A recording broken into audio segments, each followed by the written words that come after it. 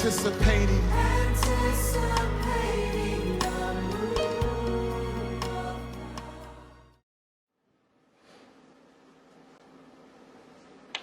Le Seigneur est bon pour nous. Le Seigneur est merveilleux. Il nous permet encore ce soir d'être là dans sa présence pour l'honorer, pour le glorifier, pour l'exalter. Alléluia. Béni soit ton Saint-Nom, Jésus. Béni soit ton Saint-Nom, Yahweh. Béni soit ton Saint-Nom éternel. Seigneur, nous te rendons grâce. Seigneur, nous exaltons ton Saint-Nom. Seigneur, nous te glorifions pour ta présence au milieu de nous. Tu es tellement bon, Seigneur. Ce soir, nous savons que ta présence va encore nous faire beaucoup de bien. C'est pourquoi nous nous abandonnons entre tes saintes mains. Conduis-nous, ô Dieu. Visite-nous par ta puissance. Et que ce soit encore que l'on sache que tu es le seul qui règne au milieu de nous.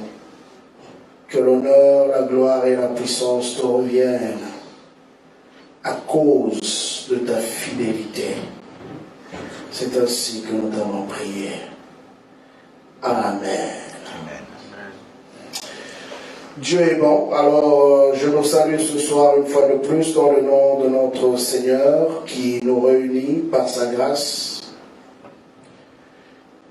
pour partager ce moment où nous parlons de sa part. Et je sais que Dieu, dans sa bonté, va encore nous faire beaucoup de bien, va encore ce soir dealer avec le cœur de chacun. Alors, nous sommes en train de parler d'un thème depuis vendredi passé. Et notre thème est simplement un cœur pour le service. Un cœur pour le service, nous parlons de l'importance à comprendre que ce n'est pas tout le monde qui peut servir Dieu. Ceux qui sont appelés à servir Dieu, non seulement sont des hommes qui ont été mis à part, mais en même temps, sont des hommes qui ont compris même l'essence de leur existence par rapport à cet appel. Nous avons dit qu'il y a deux catégories d'hommes. Il y a ceux qui sont appelés et ceux qui sont élus. Et en cela, qu'est-ce que nous avons fait comprendre pour ceux qui n'ont pas eu l'occasion de nous suivre la fois passée? C'est que Dieu appelle tout le monde, c'est-à-dire tout le monde a un rôle à jouer, à quelconque niveau que cela soit. Tout le monde joue un rôle. Mais, après avoir été appelé, il y a une autre dimension que Jésus-Christ a pu révéler à ses disciples en disant que il y a beaucoup d'appelés, mais peu sont élus. Et dans l'appel, il y a le domaine ou la dimension de l'élection. Et l'élection n'est pas donnée à tout le monde. L'élection est donnée à une certaine catégorie d'hommes. Voilà pourquoi même l'apôtre Paul va plus loin quand il parle, par exemple, des ministères dans l'Église. Il dit ceci: le même Jésus qui est descendu est le même qui est monté. Mais quand il est monté, il a fait des dons aux hommes. Bien-aimé, Jésus n'est pas monté simplement pour aller s'asseoir. Jésus est monté par rapport aussi à un travail qu'il a confié à une catégorie d'hommes qui devaient le représenter ou qui doivent le représenter d'une manière valable pendant son absence sur la terre des hommes.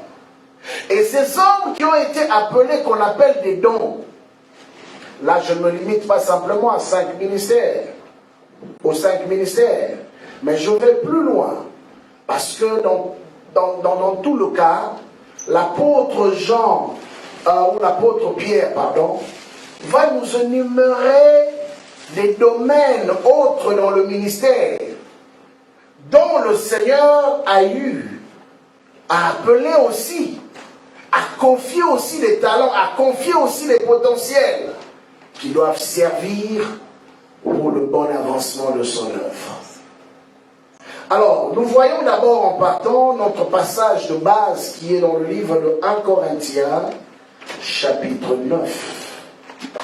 1 Corinthiens 9, nous lisons du 1er jusqu'au 13e verset. Je reviens là-dessus. Ça, c'est l'apôtre Paul qui est en train de parler. Et dit ceci: ne suis-je pas libre? Ne suis-je pas apôtre? N'ai-je pas vu Jésus notre Seigneur? N'êtes-vous pas mon œuvre dans le Seigneur? Et déjà, départ toutes ces questions, nous comprenons qu'il y a une préoccupation dans le cœur de cet homme qui parle. Il commence son texte par des questionnements ou des questions. Et quand quelqu'un commence son allocution par des questions, ça veut dire qu'il y a un problème. Il doit répondre à un problème. Et quand nous lisons le contexte dans lequel il écrit aussi, bien aimé, il y avait une contestation par rapport à l'appel de cet homme. Il y avait une contestation par rapport à son ministère. Mais qu'est-ce que Paul, dans ses questionnements ou dans ses questions, voulait emmener les Corinthiens ou les hommes de ce temps-là à pouvoir comprendre? Il voulait simplement les emmener à comprendre que ce qu'il fait n'est pas le produit d'une invention humaine. Ce qu'il fait, ce n'est pas un homme qui s'est réveillé un bon matin pour s'improviser. Et une chose qu'on pourra marteler là-dessus, c'est que dans les choses de Dieu, on ne s'improvise pas. Dans les choses de Dieu, comme nous avons vu, il est d'abord question d'un appel authentique. Parce que c'est l'appel authentique qui définit le reste que tu auras à faire dans la maison de Dieu. Dans les choses de Dieu, ce n'est pas une bonne volonté d'un homme qui se réveille un bon matin, il voit qu'il y a un manque quelque part, et il se dit, bon, ok, je veux le faire, je veux combler ce poste. Non, dans les choses de Dieu, il n'est pas question des postes qu'on doit combler. Dans les choses de Dieu, c'est d'abord un appel reçu du Créateur. Voilà pourquoi l'apôtre pose des questions. Ne suis-je pas libre? Pour dire que je pouvais faire autre chose. Parce que je suis libre. Il n'y a personne qui me pousse à faire ce que je fais. Parce qu'il y a des gens qui pensent que servir Dieu, c'est quelque chose qu'un homme ou un système t'impose. Alors il commence par leur poser la question, ne suis-je pas libre? Pour dire que moi, Paul, je pouvais être un ingénieur, je pouvais être un médecin, je pouvais être un avocat, je pouvais être je ne sais quoi d'autre. Mais je fais ce que je fais pour une raison. Ne suis-je pas apôtre? Là maintenant il va dans son appel. Ne suis-je pas apôtre? N'ai-je pas vu Jésus notre Seigneur? Pourquoi? Parce qu'en réalité, un appel authentique est défini par une rencontre personnelle avec celui qui t'a appelé. Tu ne peux pas dire que j'ai été appelé par Dieu. Là, j'insiste. Sans avoir eu à rencontrer personnellement Dieu un jour. De Genèse à Apocalypse. Bien aimé, tous les hommes, toutes les femmes qui ont été appelés par Dieu ont eu à faire une rencontre un jour. Et Dieu leur a dit des choses leur concernant, leur ministère, leur message. Et c'est ça qui a défini le reste de leurs actions. Ne viens pas nous raconter d'un Dieu que tu as lu dans la Bible. Ne viens pas nous raconter d'un Dieu qu'un pasteur ou un prophète, un apôtre a eu à te parler. Ne viens pas nous parler simplement d'un Dieu de l'histoire. Mais parle-nous d'un Dieu que tu as rencontré. Je me rappellerai toujours du témoignage de l'homme qui a emmené le réveil au Congo à l'époque. Il étudiait dans une église protestante. Et le prof de religion qui les enseignait leur disait, hein, vous connaissez toutes les histoires sur Dieu. Mais à un moment donné, le prof de religion va faire une erreur. Son erreur, c'est quoi? C'est qu'il va dire ceci, c'est que le temps des miracles est passé, le Saint-Esprit est déjà descendu, donc on n'a plus besoin de parler en langue, on n'a plus besoin de miracles. Ça, c'était selon la doctrine que lui, il connaissait. Il y a des gens qui prêchent ça, qui disent que le temps des miracles est passé, on n'en a plus besoin. Mais malheureusement pour lui, l'homme était tombé dans un verset biblique. Excusez-moi, la chaise ici, je crois qu'il a un petit problème, mais ce n'est pas grave. L'homme était tombé dans un verset biblique. Ce verset biblique, c'était Marc 16, 16 à 17. Comprenez-vous comment Dieu fait les choses? Son prof l'enseigne et son prof lui dit, ces choses-là sont passées, dépassées, donc oubliez ça. Mais lui, il lit la Bible lui dit que voici les miracles qui accompagneront ceux qui auront cru en mon nom. Ah, il dit mais non, c'est pas possible. Comment se fait-il que Jésus qui parle, il dit que si nous croyons, nous allons vivre des miracles. Mais lui, le prof me dit que le temps des miracles est passé. Vous voyez comment l'appel commence. Il n'avait pas encore fait la rencontre avec Dieu. Mais il y avait déjà les prémices de l'appel. Il y avait déjà quelque chose qui commençait à naître au-dedans de lui. Et l'homme pose la question en plein cours. Il dit, mais prof, moi je ne comprends pas. Toi tu nous dis que le temps des miracles est passé. Mais moi je lis. On me dit ici que ceux qui croient en Jésus-Christ, il y a tel miracle, tel miracle, tel miracle qu'il va pouvoir expérimenter. Et le prof se fâche. Comme ces gens-là n'aiment jamais la contradiction, il se fâche, il chasse l'enfant de l'école. Oh oui, c'est ce qui est arrivé. Mais l'autre, il était tellement révolté au-dedans de lui. Il dit non, ce n'est pas possible. Moi, il faut que je comprenne ça. Maintenant, qu'est-ce qui se passe? Mais il était encore un bandit. Donc, il marchait avec un groupe de petits bandits. Il n'était pas encore converti. Mais déjà, les prémices de l'appel avaient commencé. Et quand il sort maintenant, il voit campagne d'évangélisation. Qui va venir prêcher? T.L. Osborne. Oh, il y aura des miracles, comme on le sait à l'époque, des évangélisations publiques, guérison et tout. Il dit, arrêtez-moi ça. Moi, mon prof m'a dit, le temps des miracles est passé. Mais il dit, je vais quand même faire une expérience. Je vais aller prouver ces hommes qui racontent des histoires sur le miracle. Alors, il y avait une grand-mère de l'un de ses amis gangs qui était aveugle. Ils se sont arrangés entre eux. Donc, ils étaient bien préparés ce jour-là. Ils ont dit ceci. On va emmener la grand-mère aveugle. Si cet homme-là qui parle des miracles n'arrive pas à guérir la grand-mère, en tout cas, ce gars-là ne rentrera pas aux États-Unis. On va les tabasser sérieusement. Pour démontrer maintenant aux gens que ces histoires sont des mensonges. Bien aimé, le Seigneur aime les choses comme ça. Ils sont venus avec la grand-mère. Maintenant, ils attendaient. Voir comment l'homme de Dieu allait échouer au test. Oh, ce jour-là, c'était tellement glorieux que Dieu, finalement, a opéré un miracle extraordinaire et la grand-mère a vu. Alors, tout le monde était stupéfait. La grand-mère aveugle a vu. Lui, il a dit, ah, si la grand-mère a vu, c'est que Dieu existe. Et vous savez ce qu'il a fait? Il a laissé tout le monde, même ses amis gangs. Il s'est enfui direct dans la forêt. Pendant 3 jours, il a cherché la face de Dieu.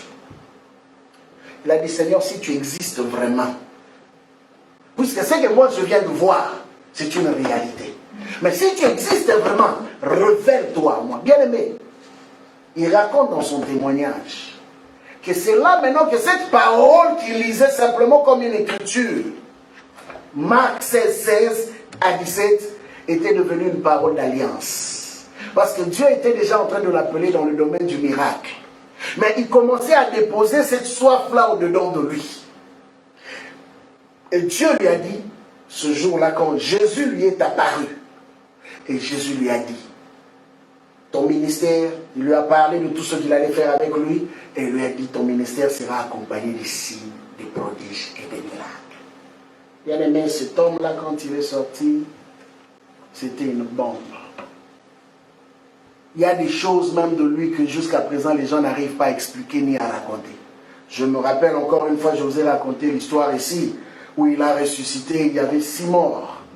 Il a ressuscité 4. Et il a dit les 2 autres, retournez-les à la morgue, parce qu'ils n'ont pas la foi.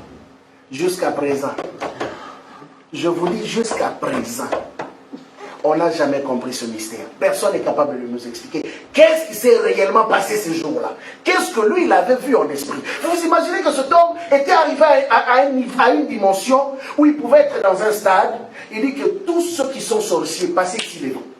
Vous voyez les gens accourir. Non, ce n'est pas l'appel au salut. Ce n'est pas, oh, tous ceux qui sont malades, venez.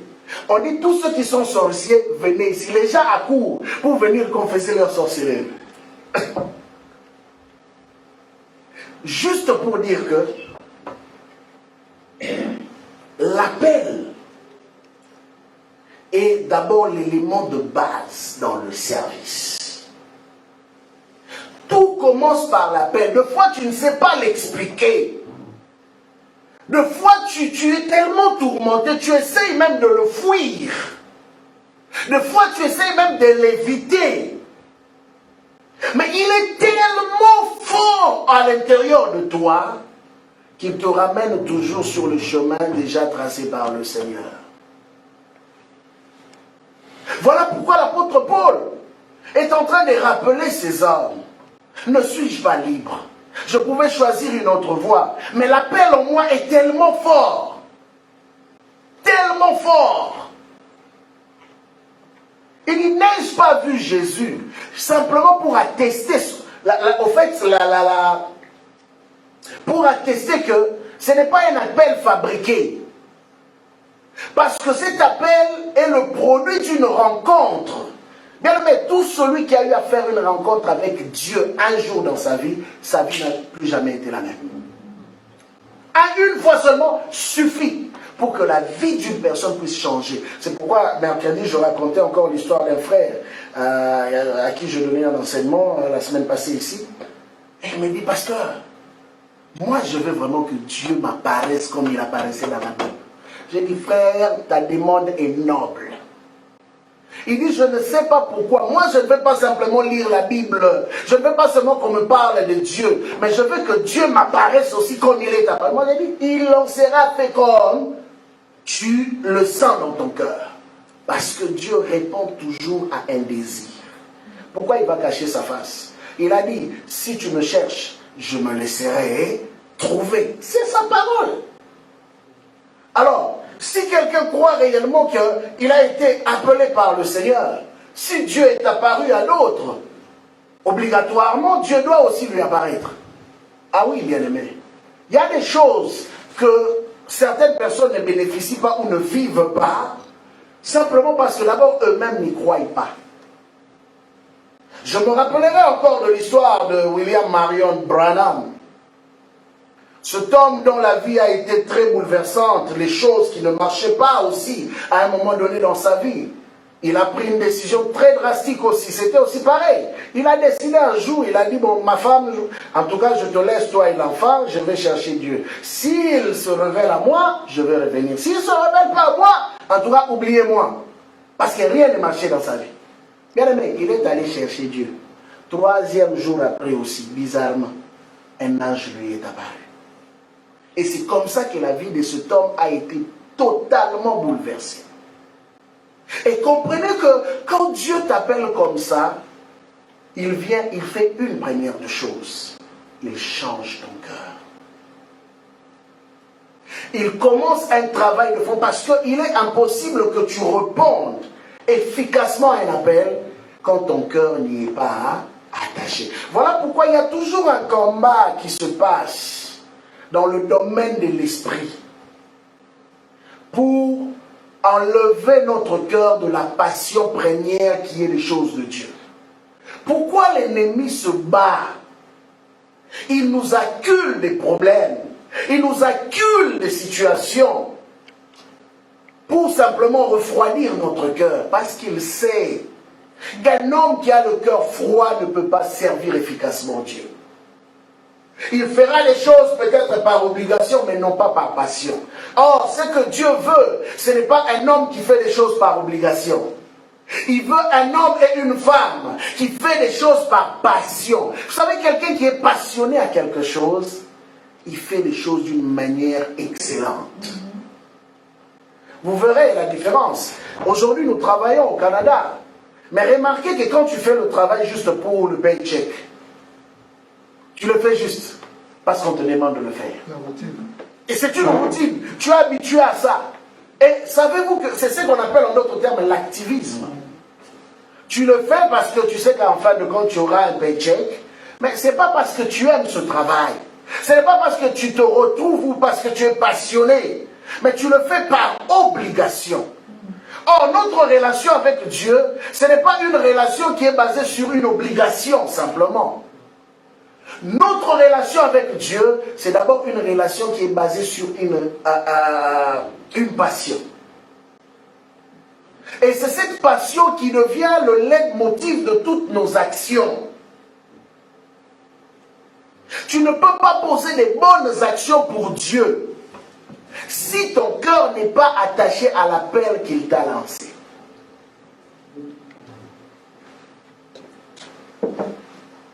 Paul dit, si pour d'autres je ne suis pas un apôtre ou apôtre, je le suis au moins pour vous, car vous êtes les sceaux de mon apostolat dans le Seigneur. C'est là ma défense contre ceux qui m'accusent. Mais regardez, Paul est appelé, il fait un bon travail, excellent, reconnu, mais il y a des gens qui se levaient contre lui pour dire que c'était un imposteur. Cela veut dire quoi? Au-delà du fait que tu es appelé, au-delà du fait que tu dois servir, tu dois aussi te préparer à une forme d'opposition. La meilleure façon pour toi de reconnaître que tu as reçu un appel authentique, c'est quand tout le monde te lâche, quand tout le monde te tourne les dos, quand toutes les situations se lèvent contre toi.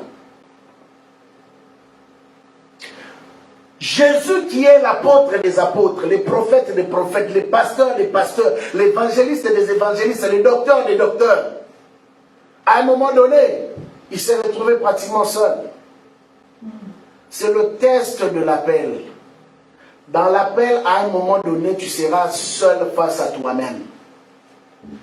Et c'est là que tu vas reconnaître même ou connaître les bons et les mauvais côtés de ta propre personne. C'est là que tu vas savoir si tu es endurant ou si tu es encore faible. Vous savez, ce qui m'étonne dans la Bible, c'est de retrouver un livre qui s'appelle Lamentation. Et ce livre de Lamentation qu'il écrit un prophète. Et dans ce livre, on ne fait que se lamenter. Alors, pour qu'un prophète appelé de Dieu arrive au point d'écrire tout un livre dont le thème, le titre est Lamentation, il faut me poser la question maintenant, qu'est-ce qu'il vivait pour en arriver à ce point-là? Toi, tu penses que ce que je vis, ce que tu vis, et donc c'est seulement toi, donc toi c'est trop dur, c'est trop difficile. Ah, Jérémie a écrit un livre qui s'appelle Lamentation. Jérémie est arrivé à un point où il a failli abandonner Dieu. N'eût été la grâce de Dieu sur la vie de cet homme. Le même Jérémie à qui Dieu a dit, je t'ai connu avant même que tu sois dans le ventre de ta mère, je t'avais appelé prophète. Le même Jérémie allait abandonner le Seigneur. Vous vous imaginez que dans le chapitre 1, Dieu lui dit clairement, non seulement que j'étais appelé, blablabla, mais j'ai mis mes paroles dans ma bouche. Dans ta bouche, pardon. Tu iras vers qui je t'enverrai. Donc Jérémie savait, à partir de ce jour-là, qu'il avait appelé et été appelé pour les nations, c'était un prophète. Mais quand Jérémie sort, il se retrouve en face d'un peuple extrêmement rebelle. Un peuple qui n'écoutait pas, même quand Dieu fait descendre les feux, ces gens refusaient toujours d'écouter. Vous imaginez. Donc ce n'est pas parce que, certains pensent que parce que j'ai prophétisé, parce que j'ai opéré un miracle et que tout le monde va m'applaudir. Oh, Jésus a sauvé quelqu'un qui était sous la domination des démons. Jésus a chassé les esprits qui étaient en lui. Et vous savez qu'est-ce que ces gens-là vont dire de lui? Il opère avec l'esprit de Belzébul. Ah! Cet homme était avec vous tous les jours. Vous n'étiez pas capable de solutionner son problème. Moi, je viens, j'apporte la solution dans sa vie et vous me traitez d'occultiste. Vous me traitez de sorcier. C'est ce qu'ils ont fait. C'est ça l'homme. L'authenticité d'un appel. Voilà pourquoi je parle d'un cœur pour le service. Parce que ce cœur va être éprouvé par des événements. Ce cœur va être éprouvé par des circonstances, des situations. C'est ça même qui va déterminer si tu es réellement attaché à cet appel. Ou tu pensais que l'appel c'était simplement le titre. L'appel va au-delà du titre. Parce qu'on peut avoir un titre sans avoir l'appel. On peut aussi avoir l'appel en ayant le titre sans pour autant l'exercer comme il se doit. Simplement parce qu'on a exposé notre cœur aux mauvaises choses. Voilà pourquoi Salomon nous donne ce conseil en disant ceci: garde ton cœur plus que tout. S'il y a quelque chose en toi ou en nous, en tant que serviteur, en tant que servante, que nous devons protéger plus que tout, c'est nos cœurs. Et comment on peut protéger nos cœurs?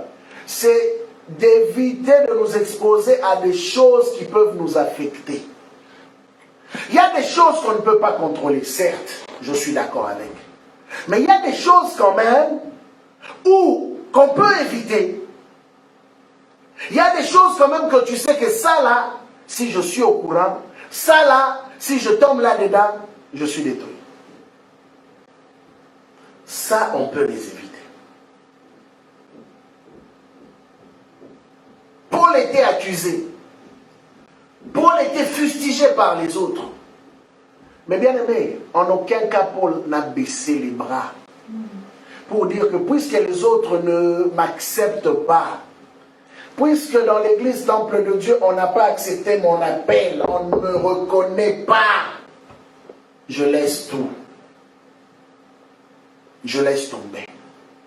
Ça, c'est être un homme fragile qui se laisse influencer par les attitudes des gens. Il faut toujours se rappeler d'une chose, que ce ne sont pas les hommes qui appellent. C'est Dieu qui a appelé. Et nous sommes redevables à Dieu et non pas aux hommes. Oui, nous exerçons auprès des hommes, mais nous sommes redevables à Dieu. Et le plus important pour nous, c'est de nous assurer de faire plaisir d'abord à celui qui nous a appelés. C'est pourquoi Jésus disait, ma nourriture, c'est de faire la volonté de celui qui m'a appelé. Notre plus grande joie, ce n'est pas de satisfaire les hommes. Un homme a chanté un jour, il dit, je sais qu'il arrivera un temps dans ma vie où les gens m'acclameront même quand je ferai une bêtise. Oui. Et bizarrement, c'était comme s'il savait. Hein. Il a écrit ça comme ça, il a chanté, c'est une chanson qui a marché. Et plus tard, effectivement, même quand il était dans l'erreur, il y avait toujours des gens qui étaient là pour l'encourager, même dans la bêtise. Donc il a prophétisé sur son futur comme ça. C'est ça les hommes. Les hommes peuvent t'entraîner dans un gouffre. Si tu ne sais pas reconnaître là où Dieu t'a placé et les limites qu'il t'impose. Il continue, il dit, n'avons-nous pas le droit de manger et de boire? N'avons-nous pas le droit de mener avec nous une sœur qui soit notre femme, comme font les autres apôtres et les frères du Seigneur et Céphas? Ou bien, est-ce que moi seul et Barnabas, nous n'avons pas le droit de ne point travailler?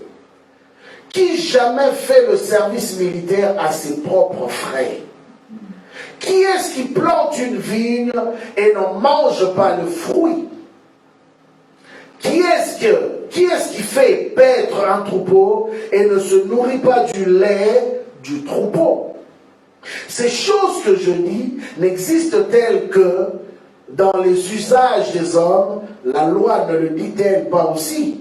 Car il est écrit dans la loi de Moïse, tu n'en muselleras pas, point, les bœufs, quand ils foulent le grain, Dieu se met-il en peine des bœufs? Ou parle-t-il uniquement à cause de nous? Oui, c'est à cause de nous qu'il a été écrit que celui qui laboure doit labourer avec espérance. Et celui qui foule le grain, fouler avec l'espérance d'y avoir part. Si nous avons sémé parmi vous les biens spirituels, est-ce une grosse affaire si nous moissonnons vos biens temporels? Si d'autres jouissent de ce droit sur vous, n'est-ce pas plutôt à nous d'en jouir? Mais nous n'avons point usé de ce droit, au contraire, nous souffrons tout, afin de ne pas créer d'obstacle à l'évangile de Christ. Ne savez-vous pas que ceux qui remplissent les fonctions sacrées sont nourris par le temple? Que ceux qui servent à l'autel ont part à l'autel. De même aussi, le Seigneur a ordonné à ceux qui annoncent l'évangile de vivre de l'évangile. Amen. Là, c'est quand même une mention que j'ai eu à faire dimanche. Quand certaines personnes pensent que le travail de Dieu, ce n'est pas un travail, c'est du bénévolat, c'est une fausse conception de l'œuvre de Dieu. Parce que, regardez, cet homme qui écrit ces paroles, c'est un homme qui a travaillé d'une manière acharnée. Il s'est privé du sommeil, il s'est privé du confort, il s'est privé de tous les privilèges que pouvaient avoir les hommes sur la terre, pourvu de prêcher l'évangile et de voir les âmes être gagnées. Il a même risqué sa propre vie pour les autres. Et comment peux-tu dire que ça, ce n'est pas un travail? Vous savez, quand d'abord toi-même qui es appelé, tu ne considères pas à sa juste valeur l'appel qui est en toi, bien-aimé, n'attends pas de bénéficier des grâces qui viennent avec cet appel. Tu seras simplement un bon frère à l'église, tu seras simplement une bonne sœur à l'église, et cela suffira. Mais si tu comprends que l'appel qui est en toi est tout un travail, le principe déjà de la prière, vous vous imaginez juste prier. Dieu considère cela comme étant de l'ouvrage, du travail. Alors, comment, quand tu exerces le travail dans la vie des autres, dans l'œuvre du Seigneur, vas-tu penser que moi je suis juste là pour aider l'Église? Bien aimé, Dieu n'a pas besoin de ton aide. Dieu s'autosuffit à lui-même. Dieu est capable même d'envoyer les anges, de leur donner la forme physique pour venir faire son travail. Il est capable. Il est capable de parler. Bien aimé, s'il a créé la terre et les cieux et le ciel qui existent par sa parole, et toutes les créatures qui existent par sa parole, pensez-vous que Dieu vraiment a besoin de nous? Pensez-vous que Dieu a besoin que nous puissions penser que nous pouvons l'aider? Dieu n'a pas besoin de nous. C'est nous qui avons besoin de Dieu. Nous avons tellement besoin de Dieu que lorsqu'il nous appelle, bien aimé, nous devons même accourir. Parce que il n'y a pas plus grand privilège que le travail que nous faisons pour Dieu. Amen. Il n'y en a pas. Voilà pourquoi quand tu le fais, tu dois le faire avec ton cœur, non pas en murmurant. Vous savez, Dieu, s'il y a quelque chose que Dieu ne supporte pas, ce sont des serviteurs et des servantes qui murmurent. Des gens qui, quand ils doivent faire quelque chose, ils vont toujours parler. Ils vont toujours se plaindre. Ils vont toujours, ah mais, je n'ai pas le temps. Bien aimé, si tu n'as pas le temps pour Dieu aujourd'hui, si tu es trop occupé pour Dieu aujourd'hui, sache-le, le jour de la visitation, de la bénédiction, Dieu aussi sera trop occupé. Il verra ceux qui étaient disponibles pour lui et il te sautera. La Bible dit que l'ouvrier mérite son salaire. Mais pourquoi on l'appelle d'abord ouvrier? Parce que le travail de Dieu que nous faisons, c'est de l'ouvrage. Et quand nous parlons de l'ouvrage, nous voyons automatiquement plusieurs étapes pour réaliser un ouvrage. Et quand on parle de l'ouvrage, automatiquement, on voit de l'intelligence qui est mise en œuvre. On voit l'énergie qui est mise en œuvre. On voit le sacrifice. On voit le travail. Et en fin de compte, je pourrais dire, on voit de l'art. Parce que ouvrage va de pair aussi avec de l'art. Or, de l'art, quand on met l'intelligence, on met du temps, de l'énergie, c'est pour ressortir quelque chose qui restera gravé dans les esprits des gens. J'ai donné l'autre fois l'exemple. Tu me prends, moi, peintre, hein, et tu prends Picasso. C'est sûr que si on va dans le marché, on achètera Picasso. On laissera ma peinture. Et la valeur n'est pas pareille. Vous savez pourquoi? Pourquoi ces gens-là, leur nom a commencé à vendre? Il y a plusieurs peintres dans ce monde. Il y a plusieurs peintres. Mais pourquoi il y a des peintres qui ont marqué l'histoire? On te parle de Picasso, on te parle de l'autre là qui a fait... Hein? Van Gogh. Van Gogh, je ne connais pas trop. L'autre qui a fait l'histoire... comment il s'appelle encore? En Italie, là. Archange. Pardon? Michel-Ange. Michel-Ange. Voilà. On te parle des gens comme Michel-Ange. Pourquoi? Parce qu'au fait, il y a eu une touche dans le travail qu'ils ont fait, qui se sont démarqués des autres. Et bien aimé, pour qu'un homme ait une touche qui se démarque de l'autre, ça veut dire qu'il a mis du cœur. Pour que ton service pour Dieu puisse se démarquer des autres, tu dois mettre ton cœur là-dedans. Sinon, il sera simplement un travail comme tous les autres. On va savoir que ça c'est la touche de frère Intel, ça c'est la touche de la sœur Intel. Pourquoi? Parce que on connaît ta façon de travailler. Tu as marqué les gens par un domaine, par une façon de faire, où on sait reconnaître que non, quand c'est comme ça, c'est que c'est un tel. Quand c'est comme ça, c'est que c'est un tel. Et Dieu aussi, c'est comme ça qu'il évalue les choses. Quand il regarde, il sait distinguer les hommes qui payent le prix.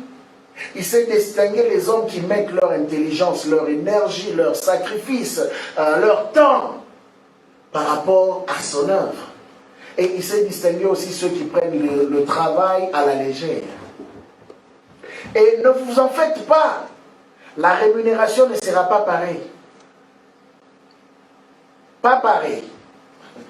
On est tous dans l'œuvre de Dieu. Mais vous allez constater qu'il y en a qui vont se distinguer. Il y en a d'autres qui ne vont pas se distinguer. Il y en a d'autres qui vont vivre la bénédiction. Il y en a d'autres qui vont parler de la bénédiction. Il y a une phrase que j'aimerais encore redire ce soir. plusieurs principes qu'on a eu à partager, que je veux revenir là-dessus. On ne mérite que ce que l'on produit. Amen. On ne mérite que ce que l'on produit. Bien-aimé, n'exige pas plus que ce que tu fais. Tu veux l'onction? Cherche Dieu comme il se doit. Tu veux la puissance? Oh, bien-aimé, cherche Dieu comme il se doit. Tu veux l'excellence? Fais les choses de la manière qu'il faut. Tu veux que les choses avancent? Donne le 100% de toi-même. Vous savez, il y a un message comme souvent en psychologie on le dit. Toi-même, tu es capable d'influencer ton corps par le message que tu envoies à ton cerveau. La façon dont tu parles à ton cerveau, c'est de cette manière que ton corps va réagir. Parce que c'est ton cerveau qui dicte ton corps. Ce que tu dis à ton cerveau, c'est ce que ton cerveau reproduit. Et ton corps reproduit. Cela veut dire quoi? J'ai compris le principe de la foi encore et encore. Quand Dieu dit dans le livre du psaume que le pauvre dise « Je suis riche ». Que les faibles disent « Je suis fort ». Pourquoi le Seigneur demande à l'homme de confesser le contraire de sa réalité? C'est parce que Dieu sait que dans le domaine de l'esprit, ce que tu envoies comme message à ton cerveau se reflète dans le physique. Automatiquement. Vous n'avez jamais remarqué que quand on dit que je suis fatigué, on se fatigue encore plus.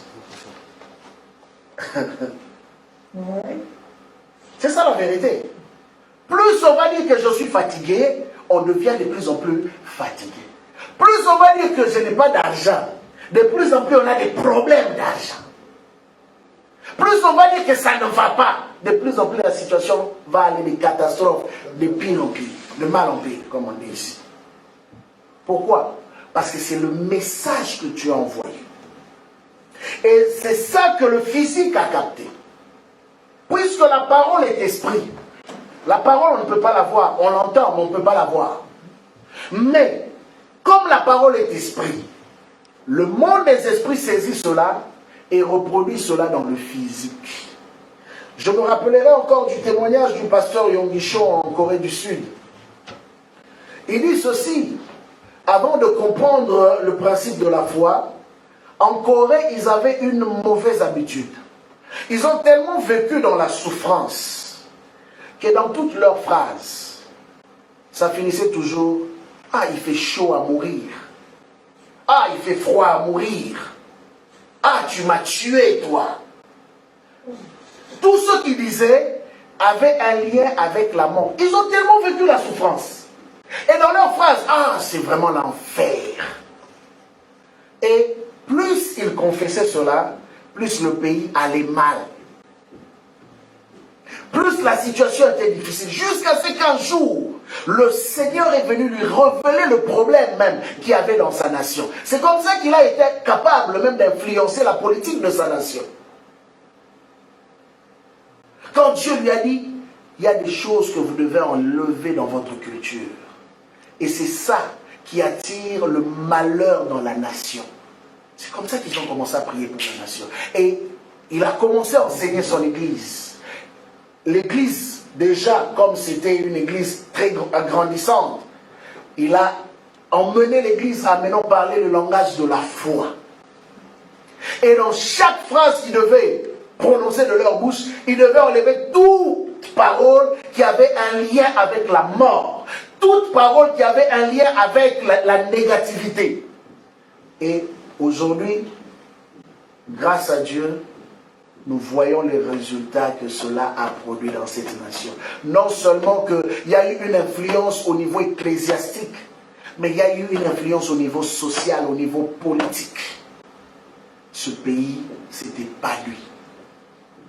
Tout ça pourquoi? Parce qu'on avait rejeté un certain langage. Cela veut dire quoi? Quand un homme n'a pas du cœur dans ce qu'il fait, il parlera en mal. Il parlera en se plaignant.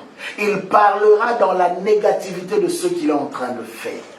Et c'est pourquoi je dis, on ne mérite que ce que l'on produit. Qu'est-ce que tu produis? Qu'est-ce que ton esprit produit? Si tu produis le positif dans ton esprit, c'est ce que tu auras mérité dans ton physique. Si tu confesses le positif dans ta bouche, c'est ce que tu produiras aussi dans ton physique. Voilà pourquoi, bien-aimé, protège ton cœur. Protège ton cœur. Une soeur me posait la question, elle me dit, mais vous ne nous arrêtez jamais. J'ai dit, ma soeur, il est impossible qu'on puisse s'arrêter. On va s'arrêter peut-être quand Jésus viendra. Mais pour l'instant, on va continuer à travailler parce qu'on se rend compte qu'il y a des vies qui ont besoin d'une intervention divine.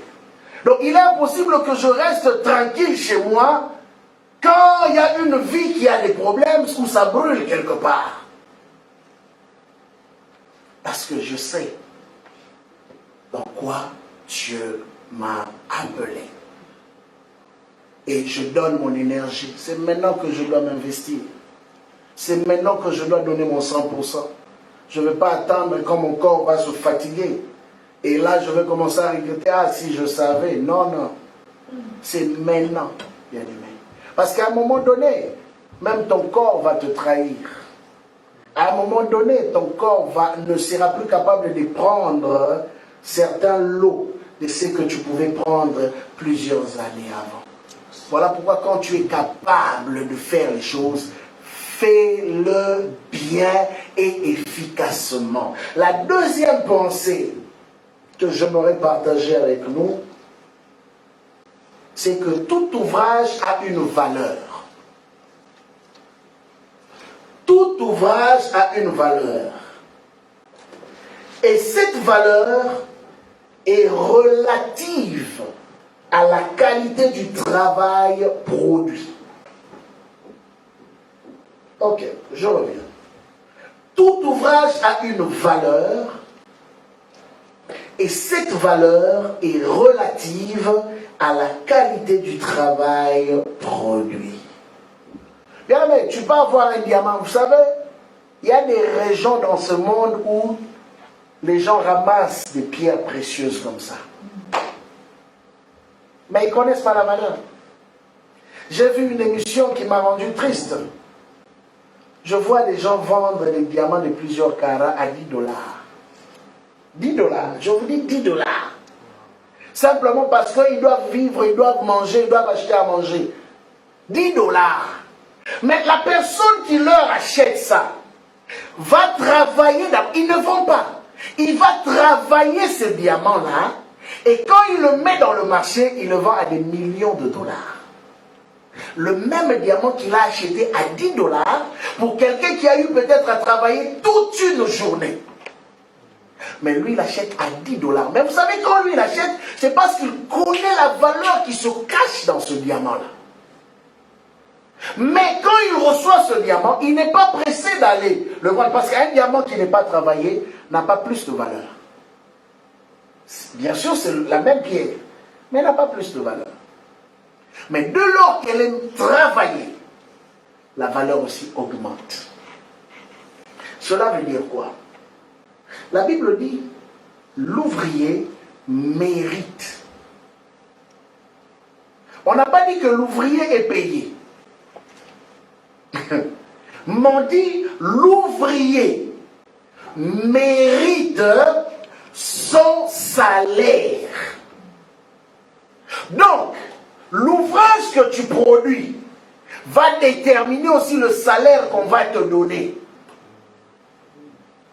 Ah oui. Bien aimé, quelqu'un m'a fait rire un jour, il dit que moi j'ai trop étudié dans ma vie. Donc je ne peux pas avoir le même salaire que quelqu'un qui n'a pas beaucoup étudié. Il s'est sacrifié. il a fait plusieurs années d'études pour le salaire qu'il gagne. Et il le mérite. Il le mérite. On lui concède ça. Mais il y en a d'autres, par contre, qui sont autodidactes. Ils n'ont peut-être pas trop étudié, mais ils ont trop travaillé. Comprenez? Ils ont tellement trop travaillé qu'aujourd'hui, ils sont devenus des millionnaires, milliardaires, tout ce que vous voulez. Et ils méritent aussi leur revenu. Parce qu'ils se sont investis. Pendant que d'autres s'amusaient, pendant que d'autres avaient le temps pour se distraire, eux, ils étaient concentrés à travailler. Bien-aimés, la Bible nous dit, la nature ne vous enseigne-t-elle pas? Si dans ce monde, un homme, pour arriver à un niveau élevé, doit travailler dur, pensez-vous que dans les choses de Dieu, on va venir comme ça, on vient, on chante dimanche, on rit, on mange, et demain, la gloire de Dieu descend.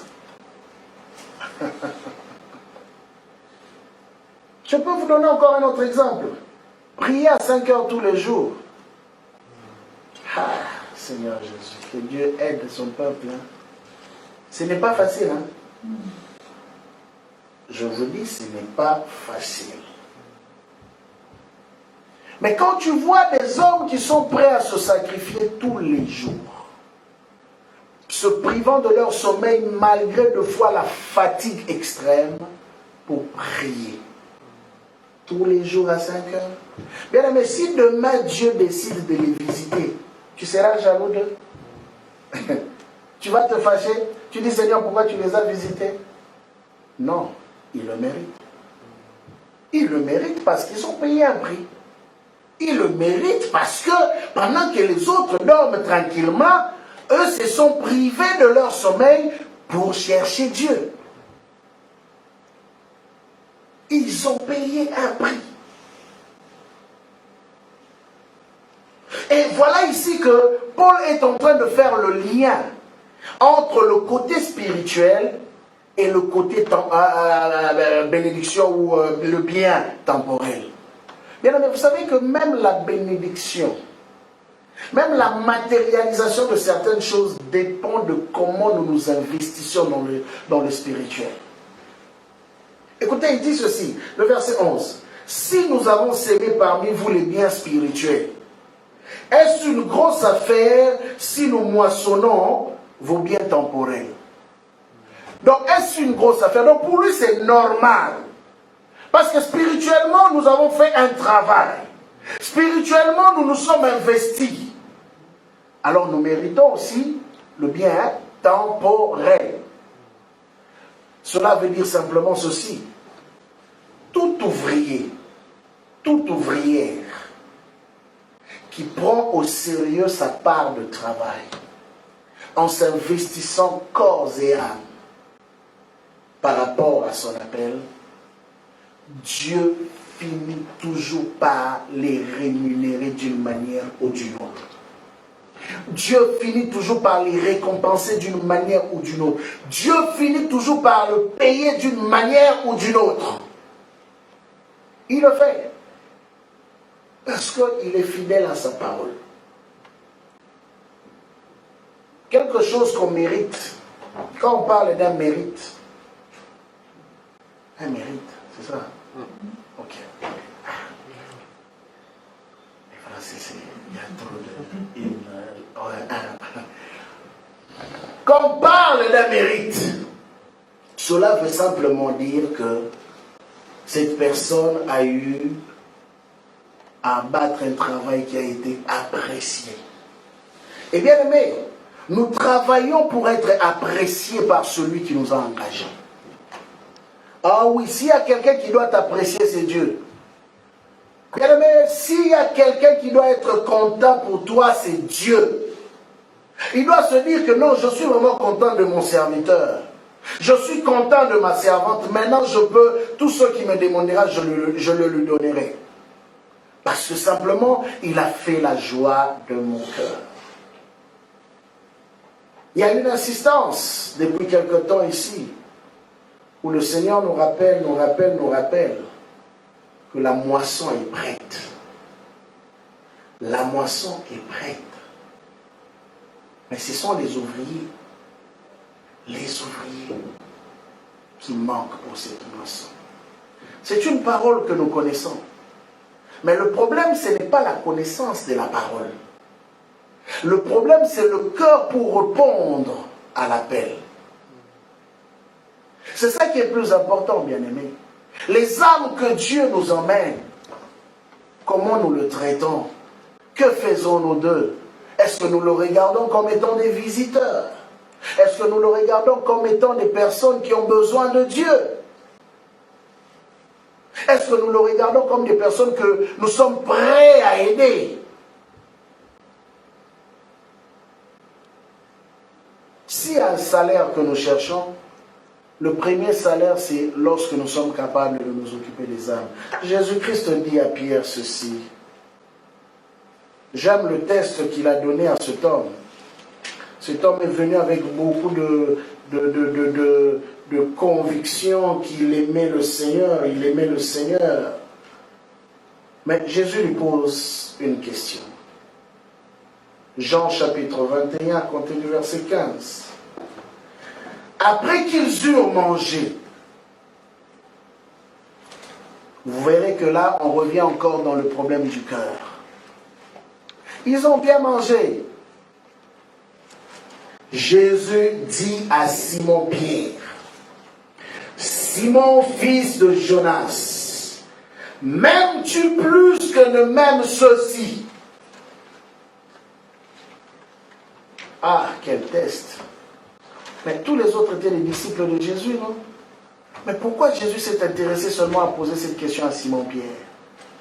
Parce que Simon-Pierre donnait la prétention d'être celui qui était plus attaché à Jésus, celui qui aimait plus et plus Jésus.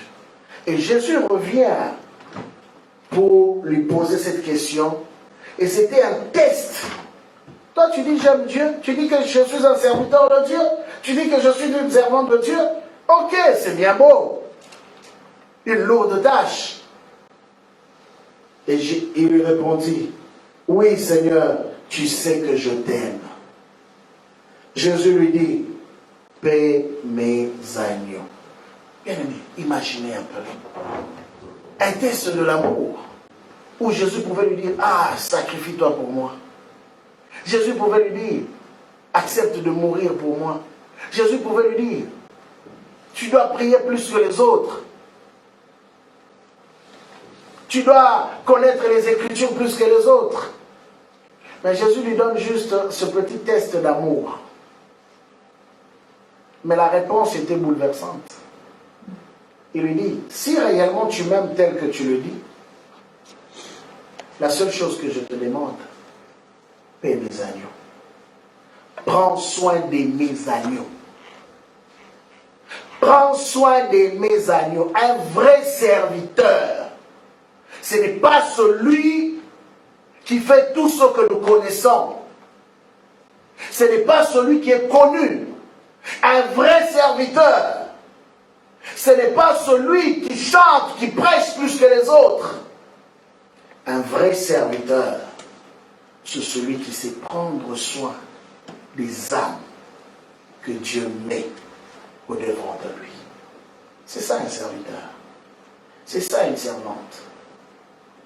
Il n'y a pas autre chose qu'on peut demander d'un serviteur, parce que la seule fois que Dieu peut te bénir comme il veut, c'est lorsqu'il trouve en toi un cœur pour les autres. Combien tu aimes les âmes que Dieu emmène vers toi? Combien tu aimes les âmes que Dieu emmène dans son œuvre? Et quel est le prix que tu es prêt à payer? Vous savez, quand tu aimes, tu es prêt à sortir de ta zone de confort. Quand tu aimes, tu es prêt à t'oublier toi-même. Quand tu aimes, tu es prêt à regarder l'intérêt de l'autre. Et la question qu'il a posée à Pierre, c'est la question qu'il nous pose à nous tous aujourd'hui. Est-ce que nous l'aimons vraiment? Est-ce que nous l'aimons vraiment? Oui, Seigneur, tu sais que je t'aime. C'est bien beau. Mais la question, la prochaine chose que je pourrais te poser comme question, combien tu prends soin des âmes que Dieu met autour de toi? Combien tu prends soin des âmes que Dieu emmène à l'église? Combien tu prends soin de ces personnes? C'est là qu'on reconnaîtra ton amour pour le Seigneur. Deuxième chose, il lui pose encore la même question. Il lui dit une seconde fois, Simon, fils de Jonas, m'aimes-tu? Pierre lui répondit, Seigneur, tu sais que je t'aime. Jésus lui dit, paie mes brebis. Il lui dit pour la troisième fois, Simon, fils de Jonas, m'aimes-tu? Pensez-vous que Jésus est fou? Pourquoi Jésus peut poser la même question à 3 reprises à la même personne? Il pouvait changer, il pouvait aller vers Jean, il pouvait aller vers Barthélemy, il pouvait aller vers Matthieu, mais Jésus est resté sur Simon. Au fait, il y avait un problème dans le cœur de Simon. Simon avait la prétention extérieure d'aimer Dieu. Simon avait la prétention extérieure d'être attaché à Christ. Mais le Seigneur voyait un détachement dans son cœur.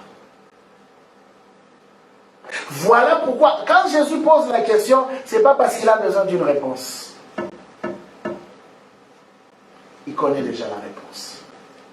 Mais regardez la troisième fois quand il pose la question, la Bible dit, et il lui répondit, Seigneur, tu sais toutes choses. Ah, avant tu avais de l'assurance, non? Avant tu disais que je t'aime, non? Tu le sais. Mais cette fois-ci, tu ramènes maintenant la balle vers le Seigneur. Simon, tu ramènes la balle vers le Seigneur. Et il dit, Seigneur, toi tu sais toutes choses. Tu sais que je t'aime. Jésus lui dit, paie mes brebis. Paie mes brebis.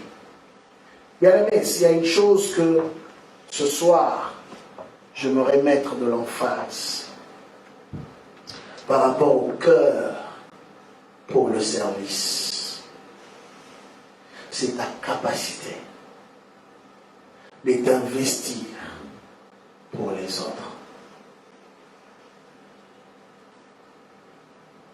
Combien tu t'investis pour les autres?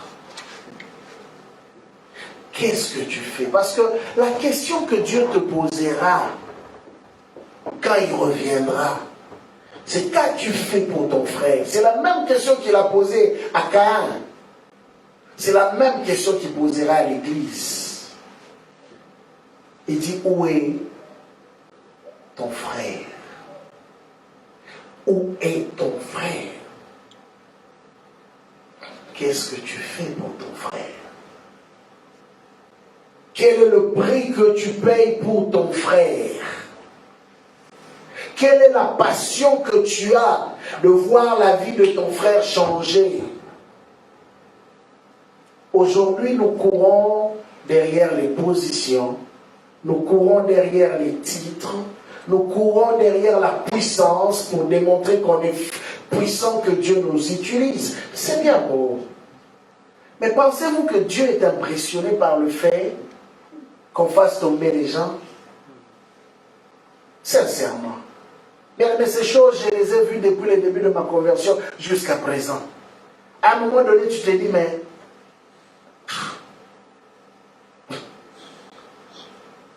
j'ai même vu des gens tomber, qui se relèvent et qui ne changent pas. Donc, à un moment donné, quand tu avances avec le Seigneur, il y a des choses que tu commences à trouver dérisoires. Ça ne t'impressionne plus. Que les gens tombent, que les gens ne tombent pas. Ça change quoi? Mais quand je peux entendre quelqu'un qui vient me dire que le travail que vous avez fait, Dieu a opéré, ma vie a changé. Ah, là je bénis le Seigneur. On aime ça, voir la puissance de Dieu toucher les gens. Ah oui, on ne va pas exclure ça. On aime ça. Mais l'objectif, c'est que cette puissance emmène une transformation. Ce n'est pas simplement qu'on voit un spectacle. Ce n'est pas un spectacle que nous venons faire. Ici, Jésus n'a pas dit, va impressionner les gens. Va montrer aux gens combien tu m'écoutes, combien tu reçois des visions, combien les anges viennent te visiter. Non. Il a dit à Pierre, si tu m'aimes, prends soin de mes brebis. Prends soin de mes agneaux. Tu veux que Dieu soit content de toi? La seule clé, prends soin des âmes que Dieu met à côté de toi. Bien-aimé, et quand tu fais le travail, fais-le avec tout ton cœur, sans te plaindre. Je t'assure, si Dieu n'agit pas, c'est que Dieu a changé. Mais une chose que je sais, Dieu récompense, rémunère ceux qui ont mérité par leur ouvrage. C'est ça le Dieu que nous servons. Voilà pourquoi ouvrières du Seigneur, en ce temps que nous sommes en train de traverser, s'il y a une chose que le Seigneur attend de nous, c'est que nous puissions nous lever et prendre soin de ces âmes qu'il a mis à notre disposition. C'est là qu'on saura que tu as le cœur pour Dieu. C'est là qu'on saura que tu as compris le rôle que tu es en train de jouer dans la maison du Seigneur. Les titres passeront. Les positions passeront. Mais le travail, la Bible dit, même au ciel, quand nous entrons dans notre repos, la Bible dit que nos œuvres nous suivront même là-bas.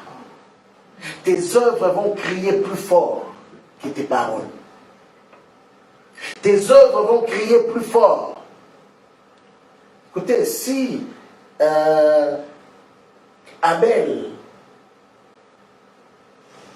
de là où il était, sa voix criait jusqu'au trône de Dieu, malgré mort.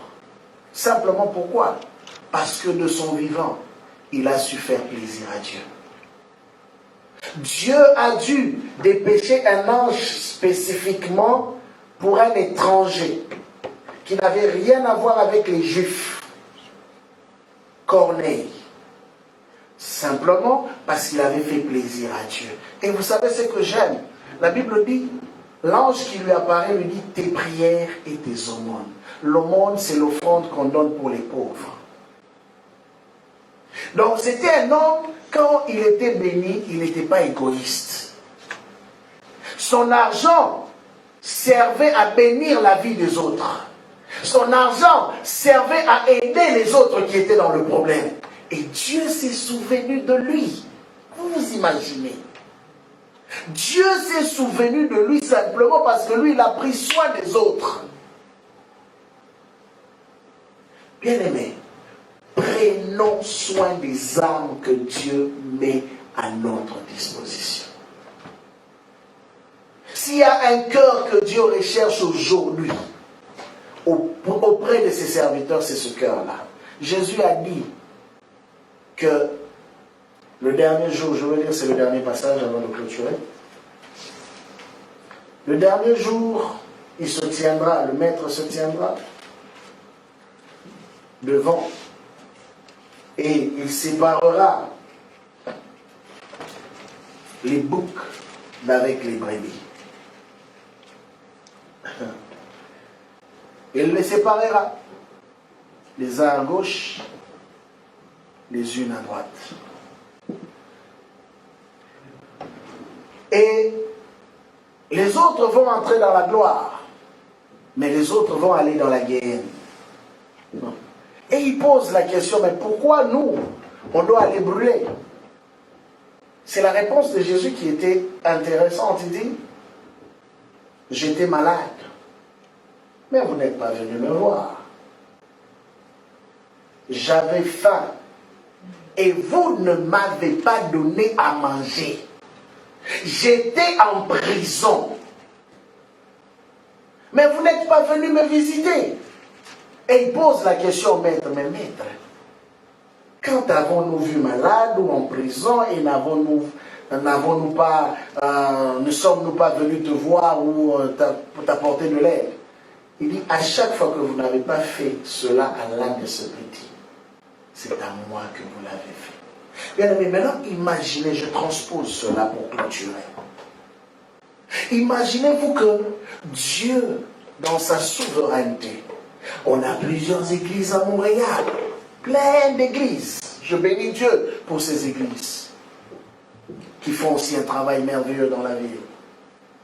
Mais il y a des âmes que Dieu a décidé d'envoyer à l'église temple de Dieu. Et ils sont là. Et ne vous en faites pas, quand ils viennent aussi avec leur lot de problèmes. Et dans l'église temple de Dieu, il y a des ouvriers, il y a des ouvrières. Mais ces âmes-là, quand ils viennent, les ouvriers et les ouvrières se retrouvent indifférents ou indifférentes face à ces âmes-là. Ils viennent avec leurs problèmes et retournent avec leurs problèmes sans avoir reçu le soin adéquat. Et demain, vous allez encore venir ici prier, Seigneur, envoie les âmes. Envoie les âmes dans ton église. À Montréal, les gens ne prient pas. Vous savez, même Dieu risque un jour de se fâcher avec ces gens de prière-là. Parce que les âmes que vous cherchez sont cachées dans une âme qui est peut-être présente. Jésus n'avait pas besoin de prêcher toute la Samarie. Jésus avait besoin de prêcher la femme samaritaine qu'il avait rencontrée dans le puits de Jacob. Et c'est la femme qui a ramené tout le village. Cela veut dire quoi? Une seule âme que Dieu emmène ici peut être une source qui peut ramener plusieurs autres âmes si son cas est bien traité. Mais si nous ne prenons pas soin, si nous sommes indifférents, bien aimés, ne vous étonnez pas que Dieu, ces âmes-là viendront et repartiront. Ils trouveront peut-être mieux ailleurs. Je nous ai donné un exemple, une personne, une fois, dira ici dans cette ville, qu'elle est allée quelque part dans une église, mais on n'a jamais eu le temps de prendre soin d'elle. Et au final, qu'est-ce qu'elle a fait? Elle a fini par abandonner l'église où elle allait. Bien-aimés, réveillons-nous. Réveillons-nous. C'est maintenant que nous devons servir. Demain, peut-être, on n'aura plus l'occasion. Demain, peut-être, on n'aura plus la force. Demain, peut-être, ça ne sera plus pareil. Mais aujourd'hui que nous avons l'opportunité de le faire, faisons-le. Prenons soin des âmes de Dieu. J'insiste et j'insiste encore là-dessus. N'attendons pas des grands miracles si nous ne sommes pas capables de prendre soin des âmes. N'attendons pas une grande bénédiction si nous ne sommes pas capables de prendre soin des âmes. Ces âmes-là, Dieu les a envoyées pour une raison. Et si Dieu a choisi temple de Dieu, c'est parce qu'il sait qu'il nous a équipés pour prendre soin de ces âmes. Je dis cela en connaissance de cause, parce que je parle avec ces gens, il y a du travail qui est en train d'être fait auprès de toutes ces personnes-là qui viennent nouvellement, et je peux vous assurer, bien, gloire à Dieu, que Dieu est en train de faire un grand travail, mais il serait très important que tout le monde, tout serviteur, toute servante, puisse prendre à cœur la vie de ces personnes. Parce qu'ils en ont besoin. Ils en ont besoin. Et c'est là que le Seigneur nous attend. Simon, Simon, Simon, fils de Jonas, m'aimes-tu? Paie mes agneaux. Simon, fils de Jonas, m'aimes-tu? Paie mes brebis. C'est l'appel de Dieu pour toi. Que le Seigneur vous bénisse.